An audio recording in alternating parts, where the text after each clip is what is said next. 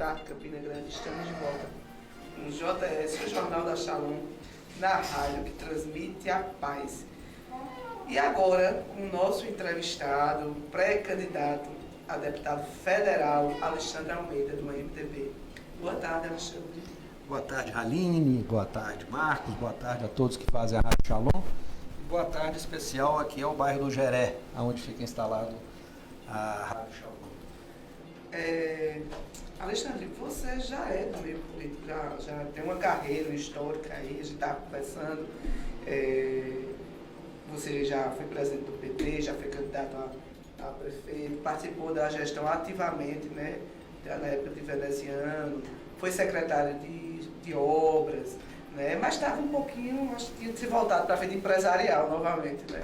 E que decisão, por quê voltar para esse fogo que está a política hoje, né? Pois é, Aline, é uma coisa assim que às vezes eu converso com os meus familiares e eles falam, você endoidou, foi? Porque a vida política, como todos nós sabemos, é uma vida muito turbulenta, uma vida muito cheia de circunstâncias, de acordos, de envolvimento entre pessoas, entre partidos, entre coligações, e que muitas vezes decepciona muito. E por isso que as pessoas perguntam, poxa, por que você vai voltar? Mas eu recebi um chamado do MDB que necessitava de fortalecer a chapa para deputado federal.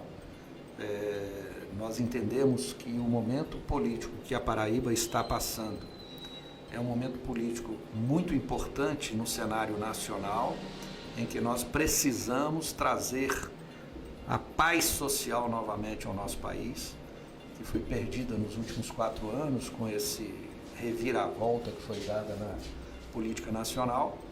E Veneziano é um candidato do MDB aqui na Paraíba que vai representar a volta dessa paz social, a volta de um momento em que as pessoas se sentem novamente na mesa de jantar, na mesa do café da manhã, do almoço, para discutir política, mas com entendimento daquilo que é política pública.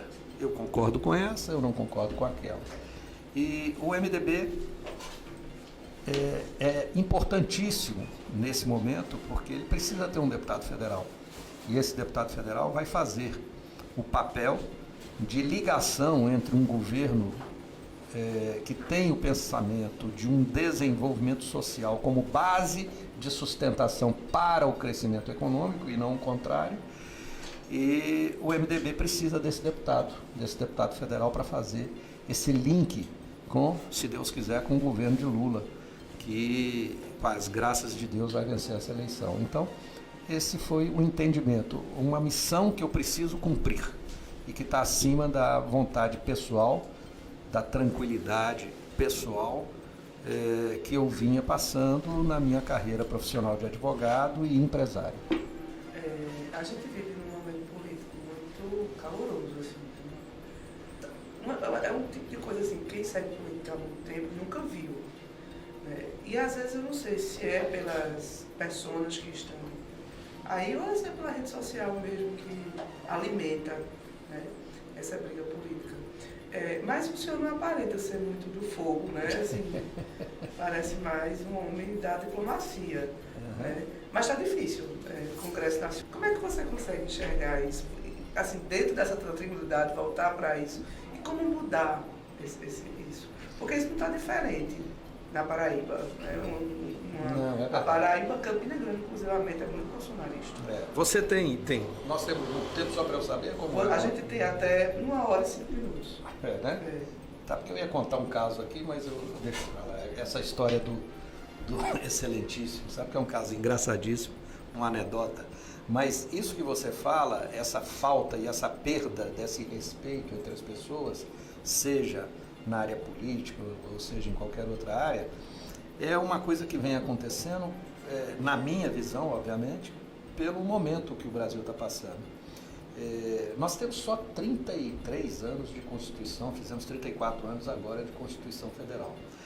As pessoas mais novas não entendem o que é uma estabilidade constitucional, o que é uma estabilidade democrática. Isso é uma coisa que eu vi, eu era muito novo na época, mas eu vi meus tios lutando por isso e chegando ensanguentados em casa por apanhar na rua, por serem estudantes que iam querendo a democracia naquele momento.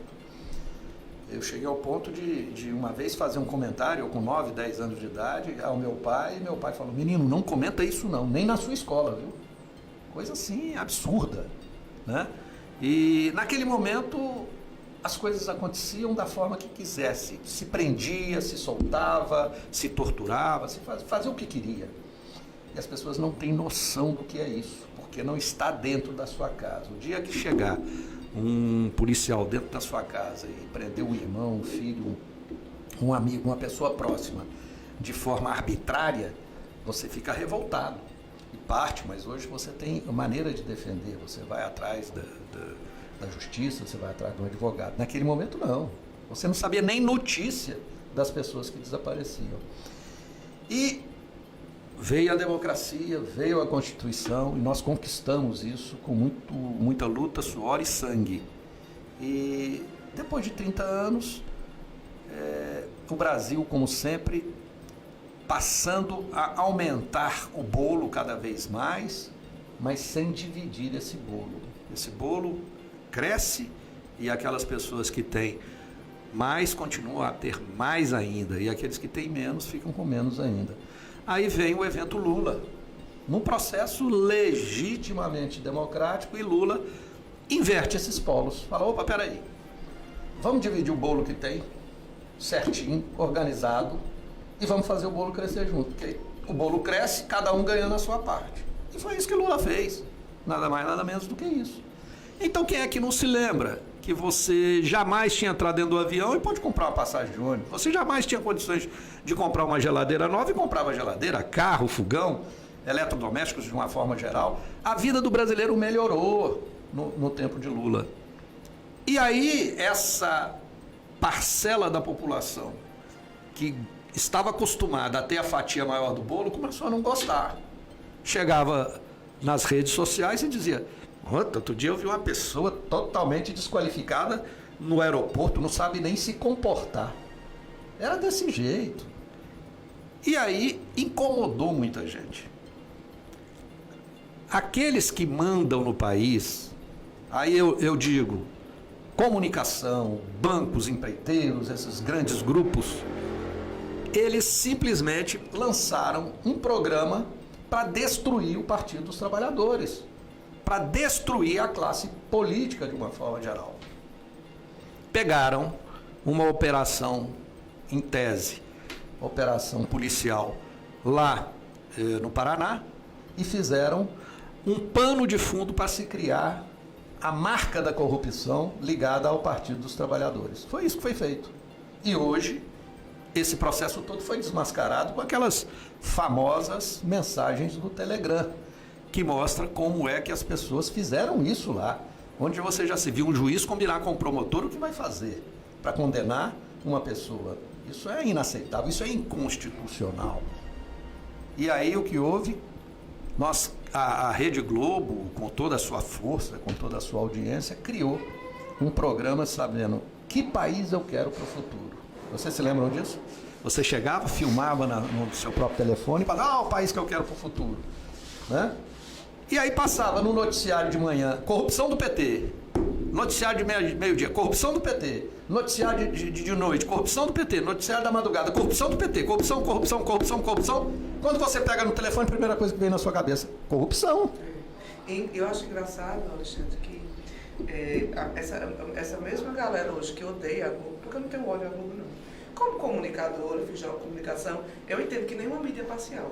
Nem a moça ali que trabalha com dados, ela vai ser imparcial. Uhum. Quando ela for transformar isso em comunicação, ela não vai ser imparcial. Boa tarde, você é outro apresentador. Ela não vai ser imparcial. Lógico que uma coisa é você não ser imparcial, outra é você manipular toda uma situação a seu favor. Mas hoje ela faz a mesma coisa com o Bolsonaro.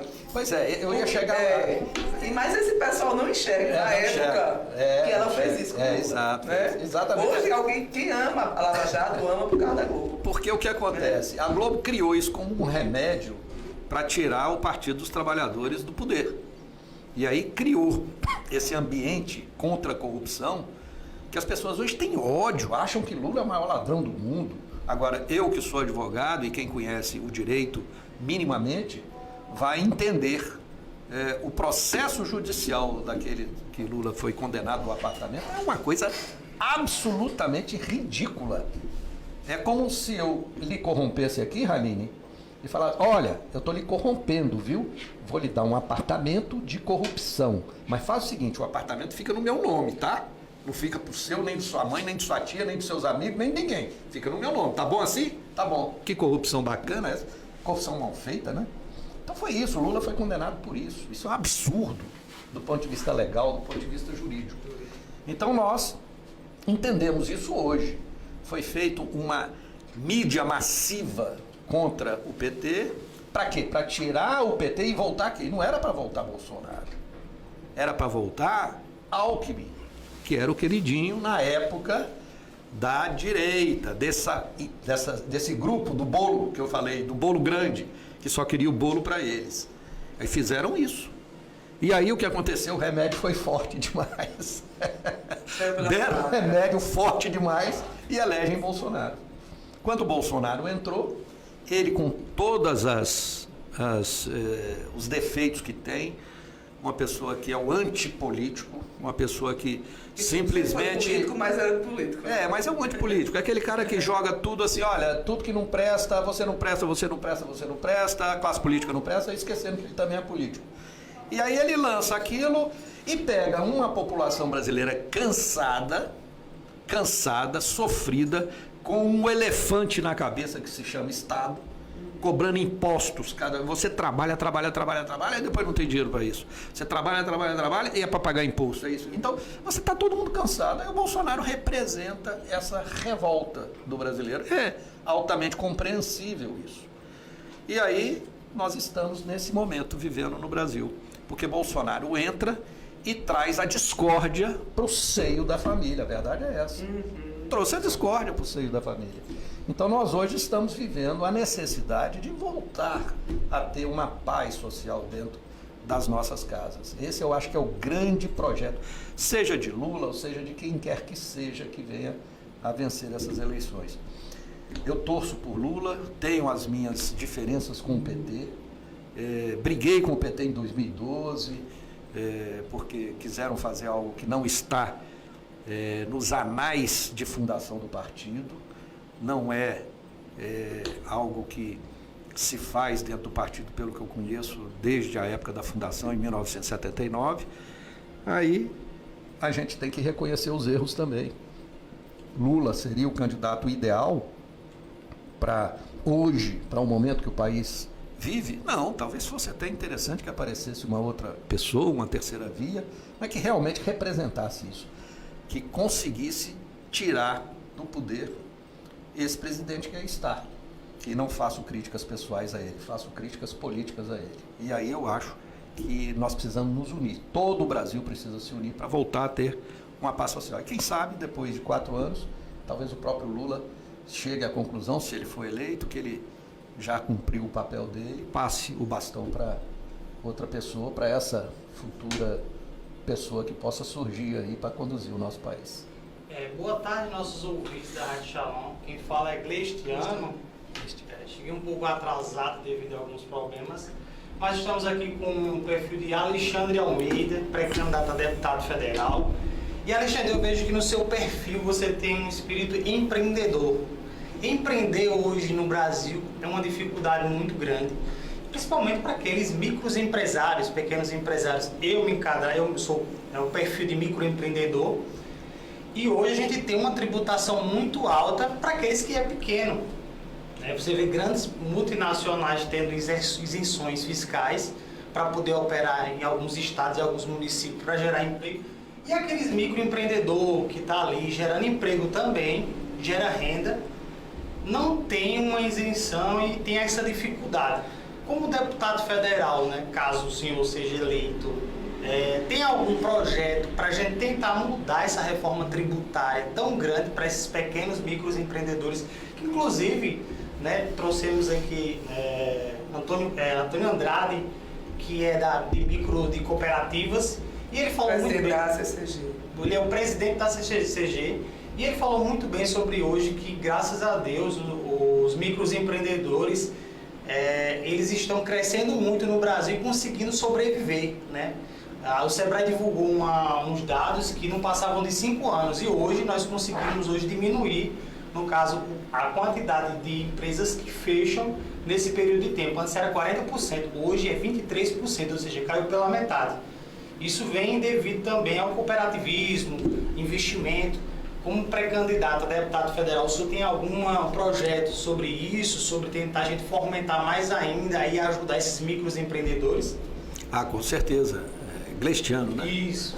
Com certeza, Glestiano. O professor Carlos Antônio Andrade é uma figura que pude conhecer e trocar algumas ideias com ele, e ele estava me dando uns números bastante significativos, que a Paraíba tem 180 mil microempresas e só Campina Grande 25 mil microempresas. Então, a microempresa é a base da economia brasileira. E claro que ela tem que ser vista com os olhos diferenciados, porque do mesmo jeito que ela é a base da economia brasileira, você tem que dar condições para que ela surja e permaneça na economia. E nós sabemos também que da mesma forma que ela surge, ela fecha, porque mais de 50% das microempresas abrem e fecham nos primeiros 5 anos. Isso é uma coisa também que representa, talvez, esse excesso de normas, esse excesso de tributos que se paga não só na micro e pequena empresa, mas também nas grandes empresas. O que nós precisamos pensar é que a reforma tributária não é você chegar e falar, eu vou botar uma alíquota X e agora vai ser uma alíquota única, imposto único. Essas soluções que são dadas e que a gente vê por aí são soluções muito estéreis, elas não vão representar uma mudança muito grande. E o Brasil vive dessas campanhas nacionais para tirar o foco do problema real e trazer o foco para essas campanhas. Vou lembrar vocês agora a campanha da reforma, a campanha da reforma tributária. A reforma tributária era a salvação do Brasil. Passou, a própria mídia nacional passou 1 ano e meio falando que tinha que aprovar, o que aconteceu? Nada, e não vai acontecer nada. Só piorou a situação para o trabalhador. Então, nós precisamos tirar o foco daquilo que não é realmente a solução e botar o foco na solução. E aonde está a solução? A solução está em você fazer um remodelamento do Estado brasileiro. Não é possível que nós tenhamos 5.560 prefeituras num país como o Brasil. Estados Unidos tem 1.600 prefeituras com 53 estados, o dobro do número de estados que o Brasil tem e praticamente o dobro da área territorial, e tem 1.600 que lá se chama condado, 1.600 condados, onde você tem uma estrutura política. Por quê? Porque o Estado, ele é pesado, não é porque o político tem uma verba de gabinete X. Isso é o que eu digo, isso é o foco que se tira da discussão correta. Real. Então você começa a discutir o gabinete do deputado tal, que gasta tanto com mídia, isso não vai resolver nada. Nós temos que discutir um remodelamento do Estado como um todo. E isso eu vou defender no Congresso Nacional. No momento certo, da maneira certa, vou levantar os dados, que já fiz isso como cidadão, mas obviamente dentro da Câmara Federal você tem uma equipe extraordinária lá na consultoria da Câmara, que vai poder fazer esse levantamento junto com a academia, junto com aqueles que são os pensadores, para que a gente possa realmente fazer um bom projeto de reforma, não tributária, mas uma reforma administrativa geral, incluindo a reforma tributária. Eu acho que só tem solução desse jeito. De outra forma, para mim é retórica. Alexandre, a gente tá, o palanque do PT na Paraíba está com impasse, né? Veneziano, João, né? Eu confesso que eu não entendo muito, porque eu entendo, né? Mas eu não vou entrar no mérito. O apoio de Lula tão forte a Veneziano, o Ricardo Coutinho. Inclusive eu acho péssimo. Ricardo Coutinho está em gravações de 8 anos, julgado em primeira instância, né? Todo esse problema Ricardo Coutinho. Aí Lula já tem a fama de corrupto, etc e tal, e se alia ainda mais a uma pessoa feita Ricardo Coutinho. Eu não vou tirar os méritos de Ricardo Coutinho no Estado. Né? Não é porque o cara fez uma coisa boa que a gente pode descartar outras coisas que não foram boas. Né? E aí está esse impasse no palanque, né?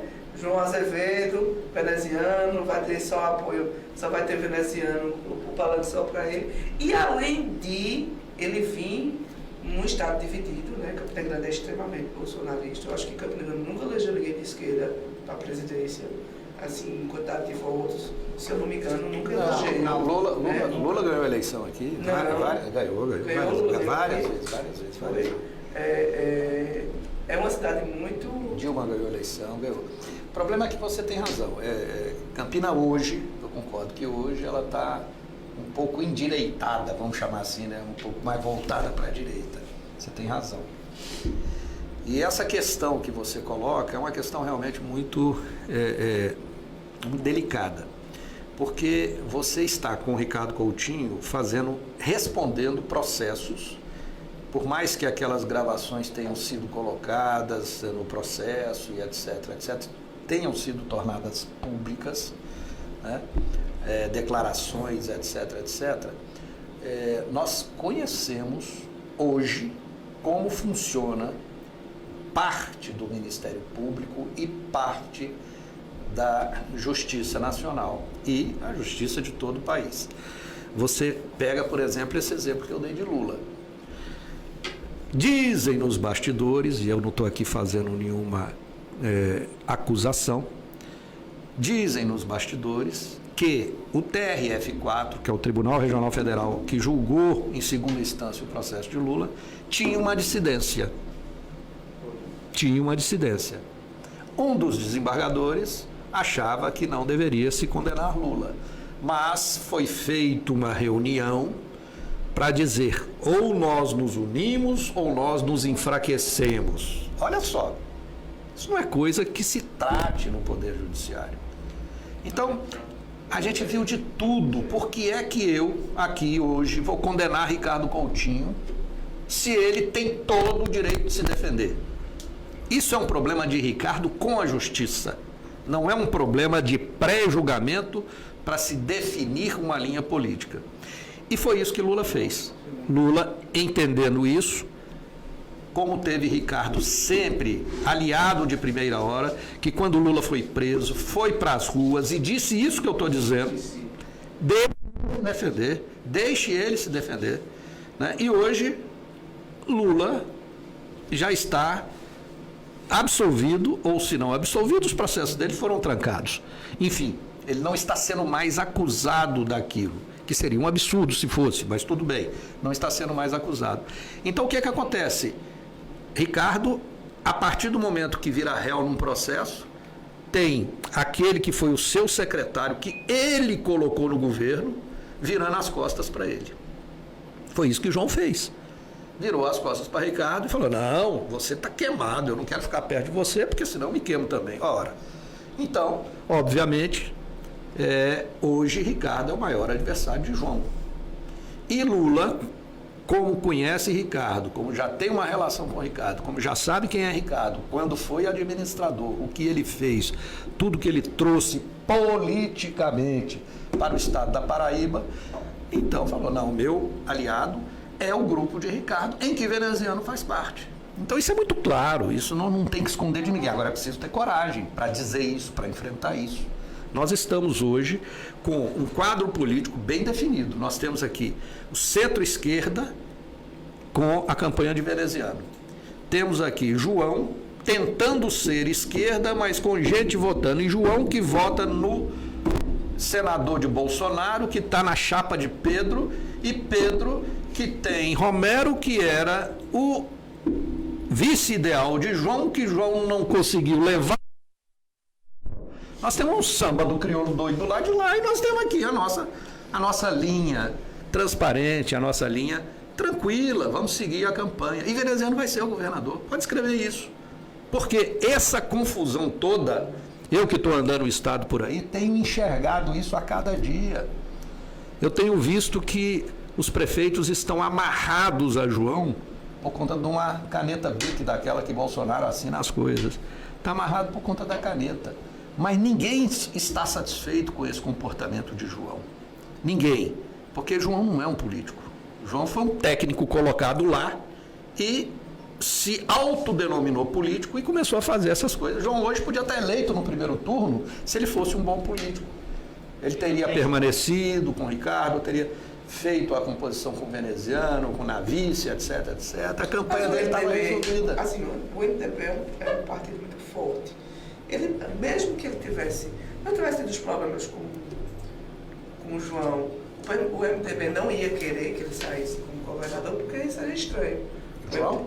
Não, veneziano. Porque um partido como o MDB não ia querer um governador do estado. Não, mas a questão não é essa, Haline. O problema é que as circunstâncias políticas, naquele momento, não levaria veneziano a ser candidato a governador. Colocaria alguém na chapa de João na vice e estava tudo resolvido. Por quê? Porque João... Isso, inclusive, eu acho que era o que o veneziano queria. É claro, desde o começo tinha essa expectativa, mas foi muito destratado do ponto de vista de tratamento interno, foi desprestigiado, foi buscar o adversário. Pronto, é isso aí. Você disse no rasteiro agora, o que aconteceu foi isso mesmo. Peraí, vou pegar Romero, porque Romero tem muitos votos em Campina Grande. Tá com a prefeitura, elegeu o sucessor, tá bem nas pesquisas, então peraí, eu vou puxar. Isso é coisa de político. O cara tem que ter a sensibilidade política para enxergar o quadro como um todo, para tomar suas decisões. Então ele fez a coisa totalmente atabalhoada e errada e hoje está pagando caro por isso. A gente começa, quando a gente está nas rodas conversando sobre política, a gente fica imaginando assim, quem são, a gente sabe alguns, né? Os mentores, porque você sabe, todo político tem os mentores, né? Quem os aconselha, quem aconselha os assessores, que não conseguiu enxergar que os Cunha Lima nunca ia deixar Romero ir para o Estado. Que não conseguiu, assim, porque você tem que prever na política, Alexandre, você sabe isso muito mais do que eu. Você quando vai dar um passo, é um xadrez, é um jogo de xadrez, que você dá um passo, você tem que imaginar como é que o adversário vai vir. Você não pode sair jogando as cartas sem imaginar. É a mesma coisa que a gente, antes da gente saber de todos os rapazes que o Cunha Lima vai deixar a gente, meros, né, comentaristas. Rapaz, Romero, eu acho difícil os Cunha Lima deixar Romero, né, essa força, porque Romero hoje, se brincar, é mais forte do que os Cunha Limas, naquele momento era. Ele elegeu o Bruno, no primeiro turno, tranquilamente, saiu de uma pandemia muito bem cotado, né? A política que ele fez mas não ao ponto de estou livre, né? Não era esse ponto. Acho que até o próprio Romero foi um pouco soberbo nisso. O Romero fez uma boa campanha de vacinação em Campina Grande, acreditando na ciência. Mesmo ele sendo bolsonarista, né? A gente viu muito que ele acreditou muito na ciência, até controverso, né? Mas Campina Grande hoje, né, fez uma boa política comparado com outros municípios de estado, se você for fazer um parâmetro, né? É a tal história, né? O que nós estamos aqui a discutir é a incapacidade política de João Azevedo. Porque realmente toda essa análise que você fez, mesmo estando um pouco afastada, é muito clara, né? Então, diga-se de passagem, o grupo Cunha Lima, eu acho que foi coerente. Por quê? Porque Romero estava se lançando a governador, se lembram disso? Eu saí muito bem avaliado de Campina Grande, você governador. E aí o grupo Cunha Lima deu apoio a Romero para governo do estado, nunca deixou de dar. A partir do momento que Romero começou a negociar com o João o espaço da vice, foi que o grupo Cunha Lima falou, não, então vamos lançar o nosso próprio candidato, e aí lançaram Pedro. Verdade. Tem mais uma pergunta, ele já está encerrando? Não, tá. Eu vou fazer só mais uma pergunta. Já?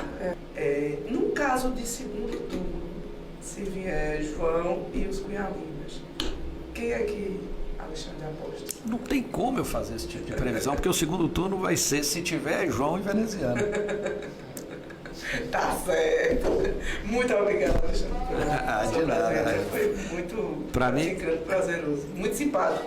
Obrigado. Eu fico feliz, né? Porque eu vim aqui na Rádio Shalom bem próximo da fundação. Eu não me lembro quem é que estava aqui na época fazendo as entrevistas, mas eu tive a oportunidade, ainda era secretário do governo veneziano, e aí vim aqui dar uma entrevista na Rádio Shalom e fico feliz de ver como ela está organizada, cresceu. E é uma das coisas que nasceram também lá atrás do governo Lula, as rádios comunitárias. As rádios comunitárias são importantíssimas. E você aqui falar para o bairro do Jeré, bairro do Araxá, para toda essa comunidade das proximidades, é uma coisa assim gratificante. Então eu deixo aqui, mais uma vez, o meu abraço a toda essa comunidade que faz a Rádio Shalom, que é alcançada pelas ondas da Rádio Shalom. E digo a vocês que eu volto para a política, mas volto para ser o mesmo Alexandre que sempre fui e que todos vocês conheceram. Obrigado a todos, um bom dia para todo mundo. Obrigado, nossos ouvintes da Rádio Shalom. Segunda-feira estaremos aqui, meio-dia, agradecer ao Alexandre. Sexta-feira, agradeço a todos. Se for ao Parque do Povo, não assediem, não bebam. Se for dirigir, não bebam, né? Se divirtam, fiquem todos com Deus. E segunda-feira estaremos aqui novamente com nossa transmissão. E agradecer a todos esses nossos ouvintes. E aquele abraço fraterno, um beijo no coração de todos vocês. Fiquem todos com Deus. Muito obrigado, queridos ouvintes, pelo carinho da audiência de vocês. Um bom final de semana a todos. Cuidado aí com as tosses de cachorro, gripe, Covid, viu? Quem beber não dirija. Forró sem assédio não. E até segunda-feira, se Deus quiser.